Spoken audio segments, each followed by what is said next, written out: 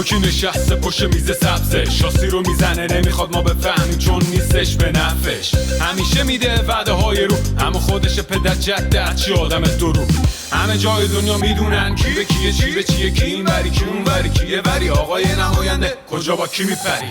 همه جای دنیا میدونن کی به چی میگه آره و کی میگه نه، و این آره و نه یعنی اگه بدن گندش در اومد اونا که خواستن بتونن یقشو بگیرن.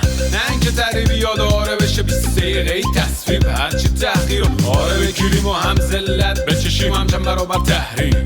آره برو بگم پیدا کن پرتقال فروشو، اگه تونستی علمش کن ببین دست منافع روشو. اما نمیتونی چرا؟ چون هر کی هر کیه. نمیتونی چرا؟ چون نمیدونی کی با کی دستش یکیه. اما نمیدونی چرا؟ چون نمیدونی کی گفته آره کی گفته نه، کی بی‌طرفه یا بهتر بگم همون عوضیه.